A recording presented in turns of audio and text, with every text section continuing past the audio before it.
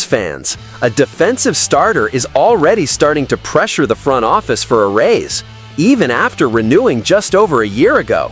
Meanwhile, an offensive rookie could steal the starting spot before the first official snap, creating a dilemma on the offensive line. They are two opposite sides of the coin, one who wants more and one who could achieve everything from scratch. Welcome! Show your support for the Bears by reaching 100 likes on today's video. The name making waves behind the scenes of the Chicago Bears is Jaylon Johnson, and this time it's not about injury or performance, it's about money. The starting cornerback, who renewed with the team in March 2024 for $76 million over 4 years, recently made statements indicating dissatisfaction with his current salary. And the most curious part, he still has 3 years left on his contract. Speaking on The Rich Eisen Show, temporarily hosted by declared Bears fan wrestler Seth Rollins, Johnson said he is keeping an eye on market movements, especially after the monster contract signed by Sauce Gardner, 4 years, $120.4 million. He hinted at the possibility of new conversations with general manager Ryan Poles.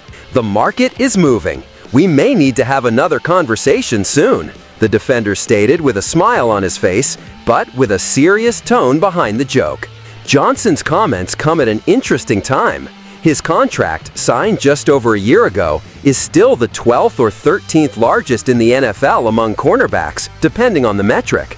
In other words, it's not among the lowest. The problem is that since then, 9 other players at the position have signed larger deals, and the position has appreciated significantly after the breakout performances of players like Gardner, Stingley Jr., and McDuffie. But does Johnson have a case for demanding more? The numbers suggest that the answer is, at the very least, debatable. Despite making his second consecutive Pro Bowl, Jaylon's performance declined in 2024. His completion percentage against rose to 66.1%, the worst of his career. The rating of opposing quarterbacks when targeting him was 92.6, nearly double the 50.9 he recorded in 2023. Additionally, he fell out of the top 5 on the All-Pro lists and ranked only 13th in PFF's cornerback rankings. This doesn't mean Johnson is an average defender. On the contrary, he is one of the cornerstones of the secondary, reliable, physical, and rarely gives up big plays. But asking for a raise now, with 3 years left on his contract and not having elevated his status in the past year, seems premature. Another factor complicating the aspirations of number 33 is his injury history. Up until 2024, Johnson had never completed a full season. Last year, he managed to play all 17 games, which, while positive, also needs to be confirmed with repetition. Requesting a contract reevaluation without sustaining that over 2 consecutive years could create internal discomfort, especially in a young and rebuilding roster. Still, it's understandable that Johnson wants to capitalize on the rising market. With the league increasingly centered on the passing game, cornerbacks have become strategic assets. Seeing other athletes with less experience earning larger sums can cause frustration, especially in a player with competitive pride like him. It remains to be seen how Ryan Poles will react. The Bears GM has a history of patience and calculated negotiation. This was the case with Roquan Smith, who ended up being traded, and Darnell Mooney, who left in free agency. Poles likes to maintain control of the cap and is unlikely to make an exception to renegotiate such a recent contract, especially based on specific comparisons. For Jaylon Johnson, the best response will be on the field. He himself said, "It's about putting good tape out there. I want to force a new conversation with my performance." The mission is set. Now he either delivers elite production and moves closer to names like Gardner and Surtain, or he'll have to accept that, for now, he is very well paid for the level he is presenting. And while number 33 seeks appreciation, another player, an offensive line rookie, could make waves with a good training camp. The name Ozzie Trapelo may not yet sound familiar to many Bears fans, but you can bet that will change soon. The offensive tackle, selected in the second round of the 2025 draft, just signed a contract with the franchise and arrives in Chicago with a real chance to start as early as Week 1. The opportunity arose out of necessity, but Trapalo has his own merits.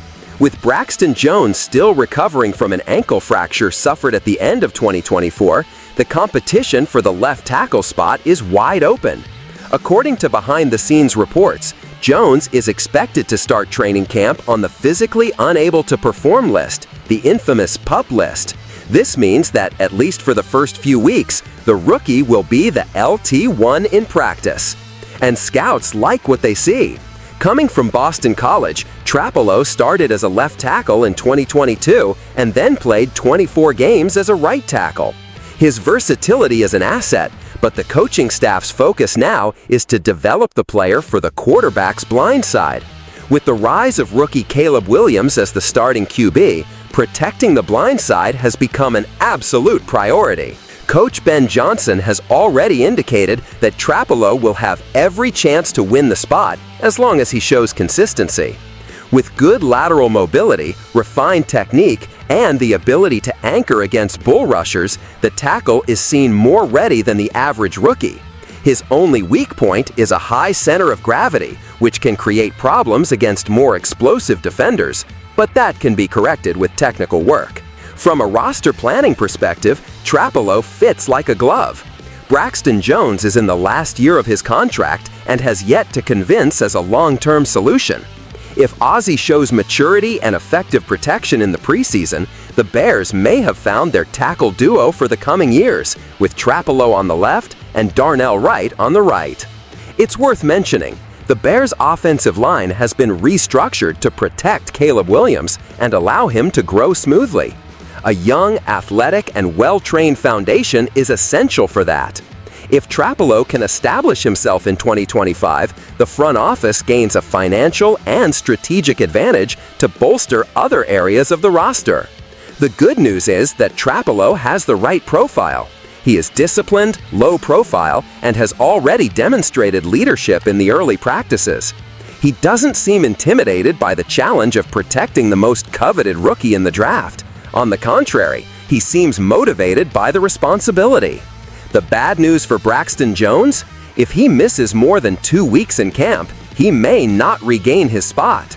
In a team that prioritizes evolution and youth, an injury is never a sufficient excuse to block a new rise. And with the front office betting high on internal development, summer snaps could be worth more than any prior resume. While Jalen Johnson observes the market and is already talking about a raise, even after a recent contract, Ozzie Trapalo begins his professional journey as the typical case of opportunity is everything. A veteran wanting more without showing real evolution, and a rookie seeking space where others retreat.